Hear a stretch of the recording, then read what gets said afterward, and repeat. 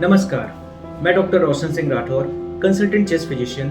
उम्मीद करता हूँ आप सभी स्वस्थ होंगे। आज हम जिस विषय पर चर्चा करने वाले हैं वो है निमोनिया। जैसा कि आप सभी जानते हैं कि निमोनिया एक तरह की गंभीर बीमारी होती है जिसमें फेफड़ों में स्वेलिंग, इन्फ्लामेशन या फिर सूजन हो जाती है। ये इन्फ्लामेशन दो कारणों से हो सकती है, इन्फेक्शियस कॉजेज यानी संक्रामक बीमारी की वजह से, दूसरा नॉन इन्फेक्शियस कॉजेज।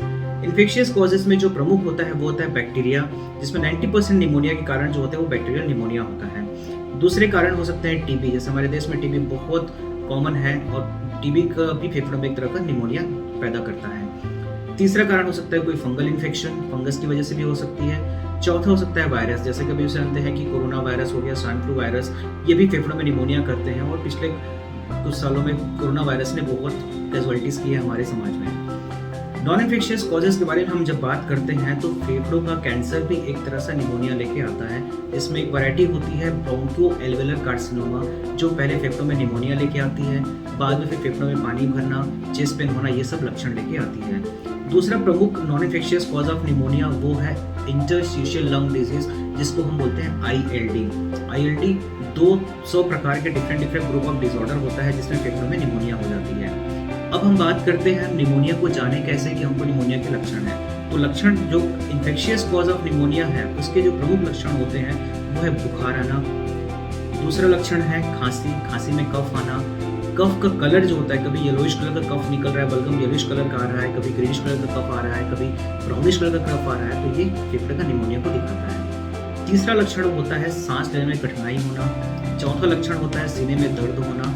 और पांचवा लक्षण जब निमोनिया कॉम्प्लिकेट होते हैं तो डिफरेंट ऑर्गन्स में जाती है, जिसकी वजह से और तरह के लक्षण आते हैं, जैसे कि सेप्टिक शॉक, पेशेंट शॉक में चला जाता है, कोमा में चला जाता है। जब non infectious cause of pneumonia की बात करते हैं तो लंग कैंसर दूसरे निमोनिया से कैसे डिफरेंशिएट करें कि फेफड़े का कैंसर हो सकता है। तो याद रखिएगा, खांसी में आपका खून आ रहा है, बोलने में अगर हॉर्सनेस ऑफ वॉइस मतलब आवाज मोटा हो गया है, और दूसरे तरह के सिम्टम्स आ रहे हैं, चेस्ट में बहुत ज़्यादा चेस्ट पेन हो रही है, आपको भारीपन लग रहा है सीने में, तो ये सब कैंसर के लक्षण हो सकते हैं।